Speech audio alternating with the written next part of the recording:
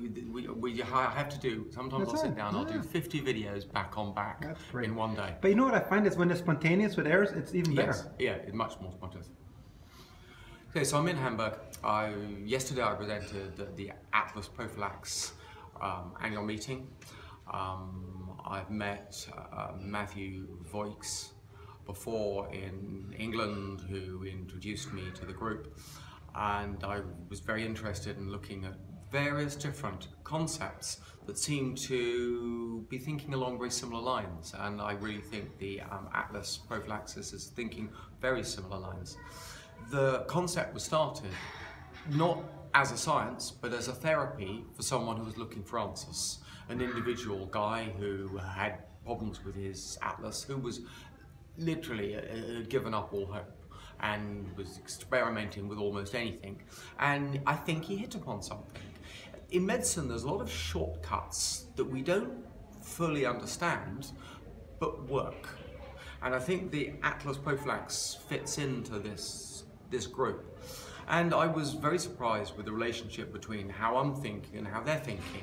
I mean, effectively, we're both looking at forward head posture and we're trying to correct it, coming up and backwards. And seeing the multitude of beneficial effects this seems to create.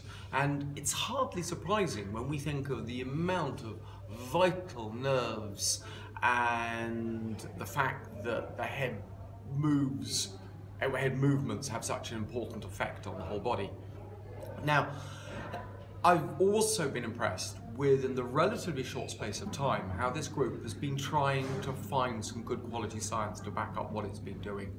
It's not easy, and it's really quite a mixed group of people that are involved within the group, which in some ways is quite beneficial because it brings many ideas and many concepts to the table. And I think that out there are many different groups like this, such as orthotropics, such as Atlasprofilax, such as you go back in time and look at things like the Mackenzie chin tuck, all thinking in different ways about the same problem. And really, if we want to gain better body posture, Atlasprofilax could easily provide a very useful adjunct to help us achieve that. I think that it's very important for us to be stretching out the muscles here. I was interested when they described to me the upper cross syndrome, this which seems to be popular within the osteopathic world, where they're talking about the strain of us working in a forward position, and many people training with the sort of the beach muscles on the front is pulling us forwards and down. So it's very important to stretch these muscles up and back. It's very important to release the tensions in the atlas so the atlas can return to a better position, or the head can return to a better position on the shoulder. But also, from my point of view, from an orthotropic point of view, to get that tongue up on the roof of the mouth, to provide some anterior head support. And I think as we start approaching this from different angles, we can really help people. We can move things apart. We can make people better. And at the end of the day, this is the task. And I think a multidisciplinary approach to achieving this is vital. Your personal experience?